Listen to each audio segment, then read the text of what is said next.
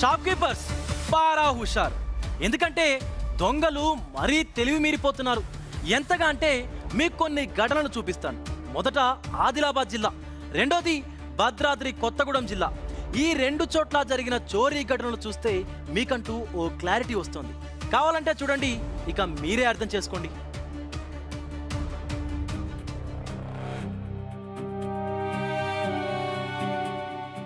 ఆదిలాబాద్ జిల్లా కేంద్రం భుక్తాపూర్లోని శివం plywood shop. ఇందులోకి ఎంట్రీ ఇచ్చాడు కొత్త రకం దొంగ.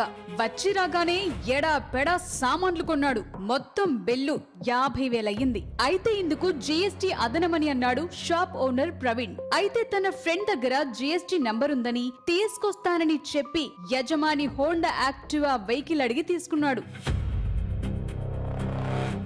వెళ్ళినవాడు వెళ్ళినట్టే పోయాడు. ఎంతకీ తిరిగి రాలేదు. అప్పుడు అర్థమైంది ప్రవీణ్ కి తాను బకరా అయ్యానని. వెంటనే పోలీసులకు ఫోన్ చేసి విషయం చెప్పాడు. స్పాట్ కి చేరుకున్న డీఎస్పీ సీసీ ఫుటేజ్ ఆధారంగా కేసు ట్రేస్ అవుట్ చేశారు. నిన్న రాత్రి 9 గంటల టైంలో మంచిర్యాలలో ఈ దొంగను పట్టుకున్నారు.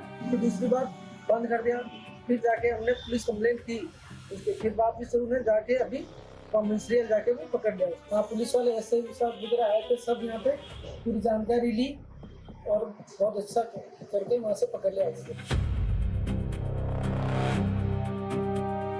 ఇకపోతే సెకండ్ వన్. ఇది భద్రాద్రి కొత్తగూడెం జిల్లా జోలూరుపాడు మండల కేంద్రంలో జరిగిన ఘటన. ఇక్కడ చేతన్ జ్యువెలరీలోకి హరిబరిగా వచ్చాడు కంత్రిగాడు. తనకు ఉంగరం లాకెట్ కావాలన్నాడు. యజమాని సునీత అతడు అడిగినవి చూపించింది. మొత్తంగా అయితే తనకు కావాల్సినవి సెలెక్ట్ చేశాడు. బిల్లెంత అంటే 1,50,000 వరకు అయ్యిందని చెప్పిందా మహిళ. నిజంగా డబ్బిచ్చేవాడిలాగా బేరసారాలు కూడా ఆడాడు. రేట్ ఒక దగ్గర ఫిక్స్ అయ్యాక ఫోన్ పే చేసి చూపించాడు. ఆమె ఫోన్ చెక్ చేసుకుంటే డబ్బు రాలేదు. ఇటు తిరిగి చూస్తే తాను ఎంత అరుస్తున్నా వినకుండా బైక్ పై ఉడాయించాడు. దీంతో బయటకొచ్చిన ఆమె లబో దిబోమని మొత్తుకుంది. అప్పటికే అతడు అక్కడి నుంచి ఎస్కేప్ అయ్యాడు.